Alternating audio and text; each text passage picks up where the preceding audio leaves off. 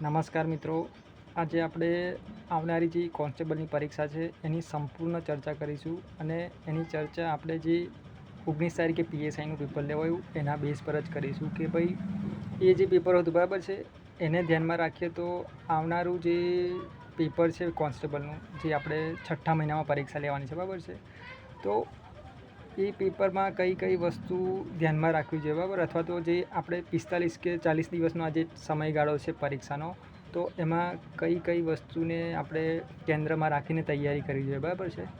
તો સૌથી પહેલાં હું મારો એક્સપિરિયન્સ શેર કરું તો છે ને, મેં જે 19 તારીખે પરીક્ષા આપી બરાબર પીએસઆઈની, એના પરથી મને કઈ વસ્તુ કરવા જેવી લાગી અને કઈ વસ્તુ પર હજુ ધ્યાન આપવું જોઈએ, તો એ સંપૂર્ણ હું માહિતી તમને આપું બરાબર છે. જો મેથ્સ રિઝનિંગમાં 100 પ્રશ્નો હતા બરાબર છે, અને જીકેની અંદર એ તો સિમ્પલ વસ્તુ છે, પાર્ટ એ ને પાર્ટ બી હતો. હવે જુઓ, ઘણા વિદ્યાર્થી મિત્રોને પાર્ટ બીમાં થોડોક હાર્ડ હોય ને પાર્ટ બી એવો લાગ્યો હતો બરાબર, પરંતુ મારો પર્સનલી વાત કરું ને તો જે પીએસઆઈનું પેપર 1 હતું ને, મતલબમાં પાર્ટ એ ને પાર્ટ બી વાળું, એ એકદમ ઇઝી ટુ મોડરેટ હતું, એટલું બધું એડવાન્સ બિલકુલ નહોતું, અને એકદમ ઇઝી, જેને સારામાં સારી તૈયારી કરી હોય ને પ્રોપર પીએસઆઈની, એ વિદ્યાર્થી છે ને ઓછામાં ઓછી 140 થી 45 અથવા 50 માર્ક્સ આરામથી લાવી શકે ને એ ટાઈપનું પેપર હતું બરાબર છે.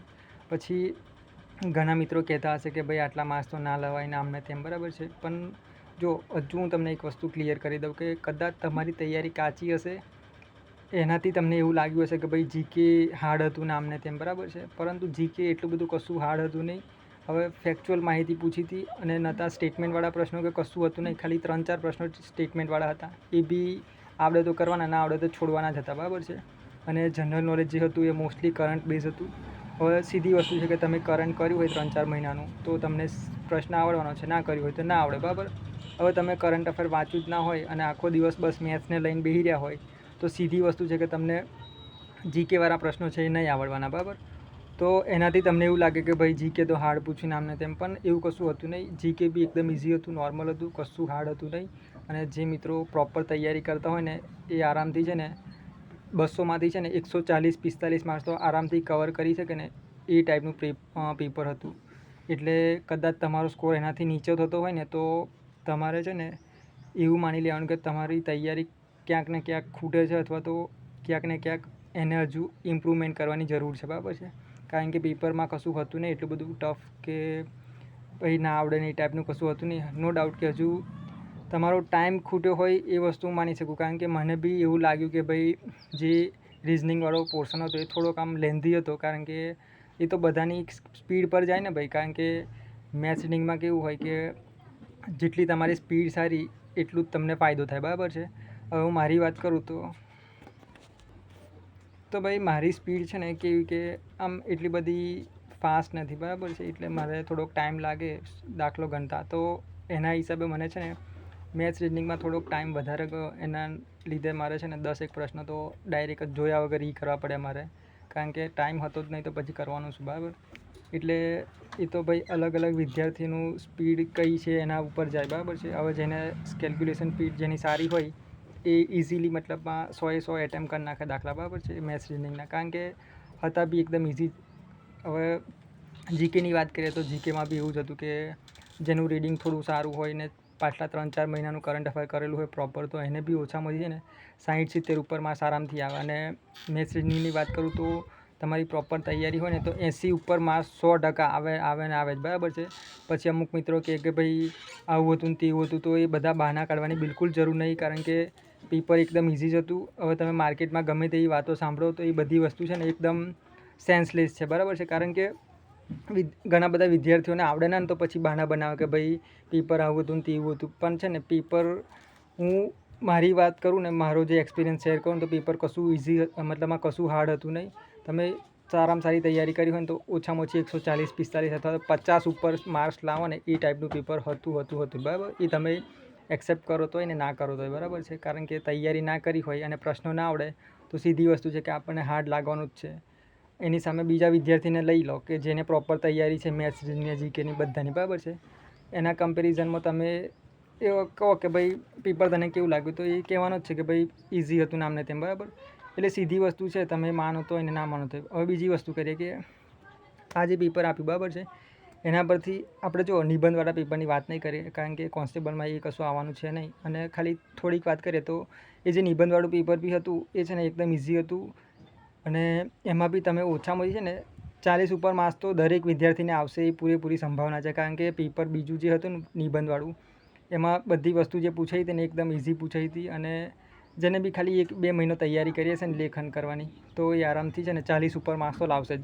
એટલે જો હું શું કહેવાય આપણે PSIનું સિલેક્શન કેટલા માર્ક્સે થશે એની ખાલી નોર્મલી મારા શું કહેવાય મારા અંદાજ મુજબ હું તમને કહું ને તો જે મિત્રોને PSIમાં OMR વાળામાં 140 ઉપર માર્ક્સ હશે અને પેપર 2ની અંદર એટલે કે નિબંધવાળા પેપરમાં 60થી 70ની માર્ક્સ વચ્ચે હશે ને એનું સિલેક્શન થવાના પૂરેપૂરા ચાન્સ છે બરાબર. કારણ કે ઘણા મિત્રો એવા છે ને કે જે પેપર 2 બહુ સારું લખીને આવ્યા છે અને એ લોકોને છે ને 60 ઉપર માર્ક્સ તો આરામથી આવશે. એટલે તમારા માર્ક્સ છે ને પેપર 1માં 140 ઉપર હોય અને પેપર 2માં 60 ઉપર માર્ક્સ તમારા આવવાનો તમને અંદાજ લાગે કે ભાઈ મેં આવું લખ્યું છે અને મારા માર્ક્સ આટલા તો આવવા જ જોઈએ, તો તમારું એવું પેપર ગયા હોય બંને તો તમે આશા રાખજો કે ભાઈ હું PSI બનીશ બરાબર. કારણ કે મેં બી પેપર 2 લખ્યું છે. હવે હું મારી વાત કરું ને તો પેપર 2માં છે ને મારે ઓછામાં ઓછી 70 ને 80 ઉપર માર્ક્સ તો આવવા જ જોઈએ. કારણ કે ભાઈ મેં નિબંધવાળું પેપર એવું લખ્યું છે બરાબર છે. એટલે મને પૂરેપૂરો વિશ્વાસ છે કે 80 ઉપર માર્ક્સ તો મારા આવવા જ જોઈએ. કારણ કે મેં એક એવો સ્કોપ બાકી નહીં રાખ્યો કે ભાઈ પેપર ચેકર છે ને એ મારા માર્ક્સ કાપી શકે બરાબર. કારણ કે ઇંગ્લિશમાં ગુજરાતીમાં બધી રીતના નિબંધ છે, પછી પત્રલેખન છે, બધું મેં એટલું ફેક્ચ્યુઅલ માહિતી લખી છે, પછી બધું હાઇલાઇટ કરીને લખ્યું છે. એટલે મને પૂરેપૂરો કોન્ફિડન્સ છે કે ભાઈ 80 ઉપર માર્ક્સ તો આવવા જ જોઈએ બરાબર. ગમે તેવું ચેક કરે, હાર્ડ કરે કે ગમે તે કરે, જે કરે બરાબર છે. એટલે એ વસ્તુ છે. એટલે તમારી ઉપર તમને કોન્ફિડન્સ હોવો જોઈએ કે ભાઈ મેં લખાણ કેવું કર્યું છે અને મારા કેટલા માર્ક્સ આવી શકે બરાબર છે. એ પછી ટફ તપાસે તો હોય ને જે કરે બરાબર છે. એટલે પેપર 1ની અંદર તમારે 140 ઉપર માર્ક્સ થતા હોય, પેલામાં 60 ઉપર માર્ક્સ આવવાના ચાન્સ તમને લાગતા હોય તો તમે આશા રાખી શકો કે ભાઈ PSIમાં સિલેક્શન થવાના ચાન્સ છે બરાબર. હવે હું કોન્સ્ટેબલની વાત કરું બરાબર છે. તો કોન્સ્ટેબલમાં કેવું છે કે આ જે પેપર આપણે PSIનું આપ્યું ને તો એના પરથી થોડું ઘણું એનાલિસિસ કરીએ ને તો એટલી વસ્તુ ખબર પડે કે પેપરમાં છે ને બધા ચેપ્ટરના દાખલા આપણને જોવા મળે છે બરાબર. એ પછી મેથ્સ રિઝનિંગ હોય કે ના GKની વસ્તુ આખી અલગ છે બરાબર. ખાલી હું મેથ્સ રિઝનિંગની વાત કરું તો મેથ્સમાં બી એ લોકોએ છે ને પૂરેપૂરા દરેક ચેપ્ટરને ન્યાય આપવાનો પ્રયત્ન કર્યો છે. અને રિઝનિંગમાં બી એવું જ કર્યું છે કે બધા ચેપ્ટરમાંથી એક બે દાખલા પૂછ્યા જ છે આ લોકોએ. એટલે કોઈ બી ચેપ્ટર થોડું આપણા માટે હિતાવ છે નહીં બરાબર અત્યારે ધ્યાનમાં રાખીએ તો. કારણ કે PSIના પેપરમાં તમે જોયું કે દરેક ચેપ્ટરમાંથી એ લોકોએ એક બે દાખલા પૂછ્યા જ છે બરાબર છે. એટલે કોન્સ્ટેબલમાં બી આપણે છે ને એ વસ્તુને ધ્યાનમાં રાખવાની કે તમને હજુ બી કોઈ ચેપ્ટર નથી આવડતું બરાબર છે તો એના બેઝિક દાખલા તો તમારે કરી જ લેવાના છે. પછી એડવાન્સ લેવલમાં જવાની બિલકુલ જરૂર નહીં, કારણ કે એ લોકો એડવાન્સમાં જતા જ નહીં બરાબર છે. PSIની નોર્મલી વાત કરું ને તો જે નફો ખોટ હોય કે પછી ચક્રવૃદ્ધિ વ્યાજ હોય કે ગમે તે પછી કેલેન્ડરવાળા હોય કે કોઈ બી દાખલા હોય ને એના જે ખાલી પહેલાં 2-3 પ્રકારના દાખલા આવે ને એમાંથી જ આ લોકોએ પ્રશ્ન પૂછ્યા છે. નહીં એ લોકો એડવાન્સમાં ગયા કે કશું કર્યું નહીં બરાબર છે. તો એવું ને એવું છે ને ટાર્ગેટ બનાવીને તમારે છે ને કોન્સ્ટેબલમાં બી એવી જ તૈયારી કરવાની કે ભાઈ જે સ્ટાર્ટિંગના દાખલા હોય 2-3 પ્રકારના બરાબર છે એટલું જ કરવાનું, એનાથી એડવાન્સ જવાની કોઈ જરૂર નહીં. કારણ કે એમાં કેવું થશે કે એ થોડુંક છે ને ટાઈમ કન્ઝ્યુમિંગ દાખલા હશે જે એડવાન્સ લેવલના હશે. પ્લસ તમને નહીં આવડે ને તો તમારો ટાઈમ બી બગડશે અને શું કહેવાય કે તમે પછી ગુસ્સે બી થઈ જશો તમને જવાબ નહીં આવે ને તો. કારણ કે મારી જોડે આવું બધું બહુ થયું છે કે અમુક હાઈ લેવલના દાખલા લઈને બેસી જઈએ બરાબર છે.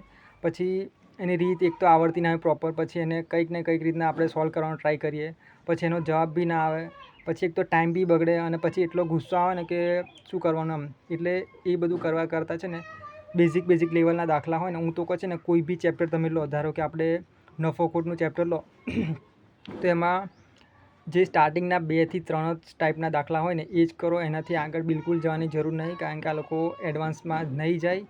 અને PSIમાં આપણે જોઈ લીધું તો કોન્સ્ટેબલમાં બી એ જ ટાર્ગેટ લઈને ચાલીએ ને તો સ્ટાર્ટિંગના ખાલી 2-3 ટાઈપના જે દાખલા હોય ને એ જ કરવાના જરૂર છે બરાબર છે. હવે રિઝનિંગની વાત કરું ને તો રિઝનિંગમાં કેવું છે કે અમુક જ સિલેક્ટેડ ટૉપિક કરવાના અને એમાં જ ધ્યાન આપવાનું. પછી અમુક વિદ્યાર્થીઓને મેં જોયા છે કે ભાઈ નંબર સિરીઝ લઈને બેસે એની પ્રેક્ટિસ કરે, પછી પેલું શું કહેવાય કે ABCD વાળું હોય એને પ્રેક્ટિસ કરે.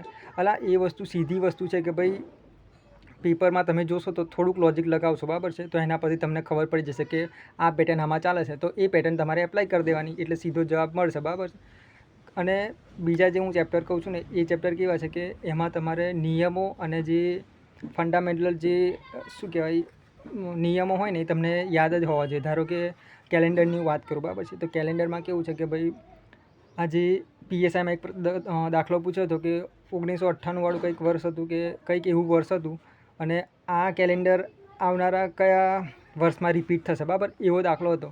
હવે કેલેન્ડરવાળામાં કેવું છે કે ભાઈ તમને અમુક વસ્તુ યાદ જ હોવી જોઈએ. ધારો કે એ જે રિપીટ થશે એમાં અમુક નિયમો હોય કે ભાઈ 4થી ભાગવાનું એ વર્ષ બરાબર છે, પછી 0 શેષ આવે તો શું ઉમેરવાનું, 1 શેષ આવે તો શું ઉમેરવાનું, 2 આવે તો શું ઉમેરવાનું, 3 આવે તો શું ઉમેરવાનું.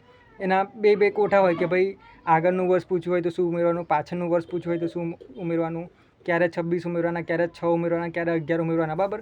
આ બધી વસ્તુ તમને યાદ જ હોવી જોઈએ એવી વસ્તુ છે. એટલે એવા જે રિઝનિંગમાં જે ટૉપિક હોય ને એવા ચેપ્ટર કેટલા છે ખબર, 5 થી 6 ચેપ્ટર છે કે જે તમારે રિઝનિંગમાં તૈયાર કરવાના હોય છે. એમાં હું તમને કહું તો એક તો કેલેન્ડરવાળો બરાબર, પછી ઘડિયાળવાળો કારણ કે એમાં બી ખૂણો પૂછે બરાબર છે, પછી એવા જે દાખલા હોય એમાં તમારે સૂત્રની જરૂર પડે 100%, કારણ કે એ તમને આવડે તો જ તમે દાખલો ગણી શકો. પછી સિલોક્સ છે બરાબર છે. આવા 5 થી 6 ચેપ્ટર તમે કરો ને એટલે તમારું રિઝનિંગ આખું પૂરું થઈ જાય બરાબર છે. પછી હા એક પાસાવાળો છે, કારણ કે પાસામાં બી તમને ખબર પડવી જોઈએ કે ભાઈ આ પાસો છે તો એને કઈ રીતના ખોલવાનો, પછી આની સામે શું આવે, પેલાની સામે શું આવે. એટલે અને એ છે ને આ બધા હું દાખલા કહું છું ને તમે આ જે ચેપ્ટર એ ખાલી છે ને 2-2, 3-3 કલાકના જ છે. ખાલી તમે એક વખત વિડીયો બી જોયો હશે ને તો બેઝિક દાખલો કદાચ પૂછાઈ જશે ને તો તમને ઇઝીલી આવડી જશે બરાબર છે. એટલે એક બી ચેપ્ટર છોડવાનું થતું નહીં બરાબર, કારણ કે પીએસઆઈમાં આપણે જોયું બધા જ ચેપ્ટરમાંથી દાખલા આવે છે. અને બીજી વસ્તુ કે જે અમુક ચેપ્ટર હોય છે કે એ અમુક ટોટલી લોજિક પર જ હોય છે મિત્રો, એ એમાં તમારે બિલકુલ ટાઈમ વેસ્ટ કરવાની જરૂર નહીં બરાબર છે. કારણ કે ઘણા મિત્રો મેં જોયા છે કે જે સેન્સલેસ વસ્તુ હોય ને એમાં ટાઈમ આપતા હોય. હવે એબીસીડીવાળી વસ્તુ છે બરાબર છે, અથવા તો શ્રેણી બેણી છે બરાબર, એમાં તમને જોઈને જ ખબર પડી જાય કે ભાઈ ગેપવાળી વસ્તુ છે કે પછી વર્ગ છે, ઘણ છે કે શું છે એ બધી. અને શ્રેણીમાં કેવું હોય છે કે તમને આવડે ને તો જ આવડી જાય સ્ટાર્ટિંગમાં, બાકી ના આવડે ને તો એને પછી છોડવી જ પડે બરાબર, કારણ કે એ પછી બહુ ટાઈમ જતો રહે એમાં. પછી એબીસીડીવાળી વસ્તુમાં કેવું છે કે ભાઈ આપણે એબીસીડી ખબર હોય કે ભાઈ, અને એમાં તો લોજિક જ લગાડવાનું હોય કે ભાઈ આ પેટર્ન ચાલે છે તો આ પેટર્ન પરથી આગળની પેટર્ન એના પરથી તરત જ ખબર પડી જાય બરાબર. એટલે એ બધાની પ્રેક્ટિસ કરવાની કશું જરૂર નહીં. ખાલી હું તમને કહું ને કે રિઝનિંગમાં અમુક સિલેક્ટેડ 5 થી 6 ચેપ્ટર છે ને એના ખાલી તમારે સૂત્ર અને એને દાખલો આવે તો કઈ રીતના ગણવો, બસ એટલી જ વસ્તુ ધ્યાનમાં રાખવાની છે. અને મેથ્સની અંદર તમારે બધા ચેપ્ટર કરવાના છે, એમાં એક કંઈ બાકી નથી રાખવાનું. અને ભૂમિતિવાળી વસ્તુ હું તમને કહું તો ભૂમિતિમાં ઘણા બધા દાખલા પૂછ્યા બરાબર, 7 થી 8 દાખલા પીએસઆઈમાં પૂછ્યા ભૂમિતિમાં. તેમાં તમારે શું કરવાનું કે ત્રિકોણ છે, વર્તુળ છે, ગોળો છે, આ બધી વસ્તુ તમારે છે ને એના બેઝિક બધા સૂત્રો તૈયાર કરી નાખવાના. અને એના જે સ્ટાર્ટિંગના દાખલા હોય ને એ તમારે બધા તૈયાર કરી નાખવાના. તૈયાર એટલે કે તમારે શીખી લેવાના. ધારો કે જે ભૂમિતિનો જે ક્ષેત્રફળ કઈ રીતના મળે બરાબર છે, પછી એનું જે બી હોય બરાબર, સ્ટાર્ટિંગના જે હું કહું ને તમને બેઝિક જે હોય ને એ બધા તૈયાર કરી નાખવાના. અને એ બધું શીખી જ લેવાનું, કારણ કે એમાંથી છે ને ડાયરેક્ટ સૂત્રો બી પૂછી લે છે. પછી અમુક છે ને જે સ્ટાર્ટિંગના ખાલી 1-2 પ્રકારના દાખલા હોય ને પહેલાં એમાંથી જ દાખલા આવી જાય છે. અને એ કદાચ તમને આમ શું કહેવાય કે ભૂમિતિમાં નો ડાઉટ કે તમારે છે ને ઓછામાં ઓછી છે ને 3 થી 4 દિવસ લાગશે શીખતા, પણ છે ને એક વખત આવડી ગયું ને તમને તો આરામથી તમે છે ને એમાંથી જે પ્રશ્ન પૂછાશે ને એના જવાબ તમે આપવા માટે સક્ષમ બની જશો બરાબર છે. એટલે 4 થી 5 દિવસ ભૂમિતિમાં તમે આપી દેવાના તમારે, કારણ કે એમાંથી પ્રશ્નો આવવાની પૂરેપૂરી સંભાવના છે. કારણ કે ગઈ વખત કોન્સ્ટેબલની અને પીએસઆઈની વાત કરીએ ને તો એમાં બી ભૂમિતિ પૂછાયું હતું, આજે વખત પીએસઆઈમાં બી પૂછ્યું, અને કોન્સ્ટેબલમાં જે આવશે ને જે 6ઠ્ઠા મહિનામાં એમાં બી પૂછાવાની પૂરેપૂરી સંભાવના છે. તો ભૂમિતિ તૈયાર ના કરી હોય ને તો કરી જ નાખજો બરાબર છે, કારણ કે એમાંથી ઓછામાં ઓછી માનીને ચાલો કે 3 થી 4 દાખલા આવવાની સંભાવના રહેશે બરાબર. એટલે એક તો કરી નાખવાનું. પછી જે રેગ્યુલર પૂછાય છે એવા દાખલા તો તમારે છોડવાના જ નહીં. ધારો કે નફો ખોટ છે, ટકાવારી છે, પછી શું કહેવાય કે ગુણોત્તર પ્રમાણ છે બરાબર, પછી ટ્રેનવાળા દાખલા છે, પછી ઝડપ સમય છે, પછી કામ સમયને મહેનતાનું છે બરાબર છે, પછી લસા ગુસા છે, પછી વર્ગમૂળ, ઘનમૂળ. આ બધા જે બેઝિક ચેપ્ટર છે ને એ તમારે પૂરેપૂરા, અને સ્ટાર્ટિંગના જે દાખલા છે ને એ બધા કરી જ નાખવાના, કારણ કે આમાંથી જ દાખલા આવશે. અને કોઈ એડવાન્સ લેવલનું મેથ્સ આવવાનું નહીં બરાબર છે. સીધી વસ્તુ છે કે પીએસઆઈમાં આ ટાઈપનું પૂછાયું તો કોન્સ્ટેબલમાં બી આપણે માનીને ચાલીએ ને તો આ ટાઈપનું પૂછાય ને તો બી તમારે છે ને બેઝિક કરેલું હોય ને તો તમને ઇઝીલી બધું વસ્તુ આવડી જશે. એટલે એડવાન્સ લેવલના દાખલા કરવા બેસવાનું નહીં, બરાબર છે, કારણ કે એમાં ટાઈમ જશે, મગજનું શું કહેવાય દહે થઈ જશે અને ગુસ્સો આવશે, એ વસ્તુ છે ને ટાઈમ બગાડશે, એ વસ્તુ તો અલગ. એટલે ખાલી ખોટું એમાં ટાઈમ બગાડવાની જરૂર છે નહીં. સ્ટાર્ટિંગના જ દાખલા કરજો. અને જીકેની વાત કરું ને તો જીકેમાં તમારે શું કરવાનું, હવે 120 માર્ક્સનું જીકે આવવાનું છે ને તો સૌથી પહેલાં વસ્તુ આપણે છે ને કરંટને એકદમ અપડેટ રાખવાનું. હવે પાછલા છે ને 4 થી 5 જ મહિનાનું કરંટ કરવાનું. અને તમારે જો વધારે લાંબુ કરવું હોય ને કરંટ અફેર તો પછી એમાં શું કરવાનું, જે પેલું 3-4 કલાકના વિડીયો હોય છે ખબર છે, એ તમારે 1-2 વખત જોઈ લેવાના. અને પાછલા 4 કે 3-4 મહિનાનું તો એકદમ પ્રોપર, મતલબમાં કોઈ પ્રશ્ન પૂછાય ને તો એનો જવાબ ફટાક દઈને આવડવો જોઈએ ને, એ ટાઈપનું કરંટ અફેર તમે કરજો. કારણ કે કરંટના પ્રશ્નો છે ને પીએસઆઈમાં તમે જોયા ખાસા બધા પૂછાયા, તો કોન્સ્ટેબલમાં બી સંભાવના રહેશે કે કરંટ બેઝ તમને જીકે આવશે અથવા તો કરંટના પ્રશ્નો વધારે આવે. હવે આ વસ્તુ હું તમને કેમ કહું છું કે પાછળનું જે પીએસઆઈનું પેપર હમણાં 19 તારીખે લેવાયું એને ધ્યાનમાં રાખીને આપણે આ બધી તૈયારી કરવાની છે, બરાબર. હવે હું જે કહું છું એવું જ પૂરેપૂરું બને એવું બી માની નહીં લેવાનું, કારણ કે ભરતી બોર્ડનું કશું આમ નક્કી હોય ના, પણ આપણે જોવા જઈએ ને તો જે આ નિર્જા ગોટરુ મેડમ આવ્યા છે ને પછી આમ શું કહેવાય કે એકદમ સ્ટેબલ વસ્તુ બધી ચાલે છે, બરાબર છે, કે જે રીતના કહે છે એ રીતના જ બધી વસ્તુ થાય છે. તો માનીને ચાલો કે જે પીએસઆઈનું પેપર લેવાયું ને એ ટાઈપના જ પ્રશ્નો અથવા તો એ જ ટ્રેન્ડને પકડીને કદાચ કોન્સ્ટેબલનું પેપર નીકળે આપણું, તો એમાં બી કરંટને તમારે અપડેટ કરી દેવાનું 3-4 મહિનાનું. પછી જીકેની અંદર વાત કરું ને તો 6 થી 10ની જે જીસીઆરટી બુક આવે છે ને, યુવાની બ્લુ કલરની બુક આવે છે, એમાંથી તમારે છે ને ઘણા બધા પ્રશ્નો ગઈ વખત બી પૂછાયા હતા અને આજે વખત બી પૂછાયા જ હશે, કારણ કે મેં આજે વખત જોયું નહીં એટલું બધું, પણ પૂછાયા તો હશે જ. એટલે કોન્સ્ટેબલની પેપરમાં બી મતલબ આ પૂછાવાની પૂરેપૂરી સંભાવના રહેશે જ. અને દરેક પેપરની અંદર છે ને પૂછાયા જ છે, જે યુવાની 6 થી 10ની ચોપડી છે ને એમાંથી. એટલે તમારે એક તો પ્રોપર તૈયાર કરી નાખવાની. પ્લસ બીજી વસ્તુ કે જે બી મોટી ઘટનાઓ બનતી હોય ને કરંટમાં, એનું જે આજુબાજુનું જીકે હોય ને એ તમારે પ્રોપર તૈયાર કરી નાખવાનું, બરાબર. કારણ કે આ લોકોએ ચોખ્ખું લખ્યું જ છે કે ભાઈ કરંટ બેઝ જીકે. એટલે કે હું તમને એક ઉદાહરણ આપું, બરાબર છે, કે અત્યારે હાલમાં ધારો કે ઉપરાષ્ટ્રપતિ કોઈ બદલાય, બરાબર છે, આપણે ઉપરાષ્ટ્રપતિની વાત કરીએ તો જે બી કોઈ નવા ઉપરાષ્ટ્રપતિ આવે છે તો એ તો થયો કરંટનો ટૉપિક, પણ એની આજુબાજુનું જીકે એટલે કે કેવું, તો ઉપરાષ્ટ્રપતિનું પ્રાવધાન મતલબમાં બંધારણમાં શું આપ્યું છે, બરાબર છે, પછી એની ચૂંટણી કઈ રીતના થાય, પછી નિમણૂક છે, આ તમારું કરંટ બેઝ જીકે થયું, બરાબર. આવું દરેક ચેપ્ટરમાં આવે અથવા તો દરેક વિષયની અંદર આવે. એ પછી પર્યાવરણ હોય કે પછી બંધારણ હોય કે હિસ્ટ્રી હોય કે કોઈ બી વસ્તુ હોય, બરાબર છે. એટલે આવી રીતના તમારે જે મોટી ઘટનાઓ બનતી હોય ને એની આજુબાજુનું જીકે તમારે પ્રોપર તૈયાર કરી નાખવા, બરાબર. એટલે મેથ્સ રીઝનિંગમાં મેં કીધું એવી રીતના તૈયારી કરવાની, અને જીકેમાં બી મેં કીધું ને એવી રીતના તમે તૈયારી કરશો ને તો 100% તમને સફળતા તો મળશે જ એમ.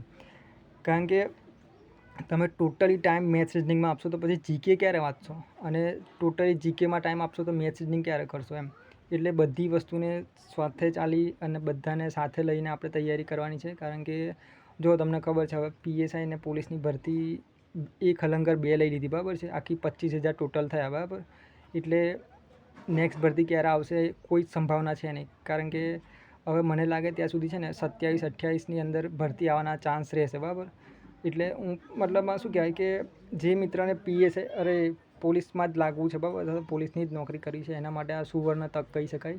અને જેને ગ્રાઉન્ડ પાસ કર્યું છે ને એ મિત્રો શું કહેવાય કે તૈયારી કરી લેજો અને આવનારી ભરતીની રાહ ના જોતા. અને અત્યારે તમારી પાસે ગોલ્ડન ચાન્સ છે, અને જે બી થોડો વધારે ટાઈમ આપવાનો થાય ને તો ટાઈમ આપી દેજો, કારણ કે હવે 40 કે 45 દિવસ જ છે. અને એ ટાઈમની અંદર તમે જે તૈયારી કરશો એનું મતલબમાં એના ઉપરથી જ નક્કી થશે કે તમે પોલીસ બનશો કે નહીં બનો, બરાબર. એટલે થોડા દિવસ લગ્નમાં જવાનું કે મિત્ર જોડે ફરવાનું એ બધું બંધ કરી દેવાનું, અને 40-45 દિવસ પ્રોપર તૈયારી કરજો. અને મેં કીધું એવી રીતના પ્લાનિંગ સાથે જ કરજો તૈયારી, તો આરામથી તમને સફળતા મતલબમાં સફળતા મળી જ જાય એવું નહીં, પણ કેવું કે પ્લાનિંગ સાથે તૈયારી કરીએ ને તો સફળતા મળવાના ચાન્સ પૂરેપૂરા રહે, બરાબર છે. પછી આપણે એવું નહીં કે આડેધડ જઈ આવીએ વાત કરીએ ને પછી આપણે એવું કહીએ કે સફળતા નહીં મળતી, તો એ વસ્તુ શું કહેવાય કે યોગ્ય નહીં, બરાબર. કારણ કે જે વસ્તુ નહીં પૂછાણી એ વાંચીને શું કામ છે એમ. એટલે પ્લાનિંગ સાથે તૈયારી કરજો. અને બીજી વસ્તુ કે હજુ બી તમારો કોઈ પ્રશ્ન હોય તો મને પૂછજો, બરાબર છે. હું મારી પાસે જવાબ હશે તો એનો હું મતલબ આપીશ તમને, બરાબર. એટલે આજે આટલું જ રાખીએ. ધન્યવાદ મિત્રો.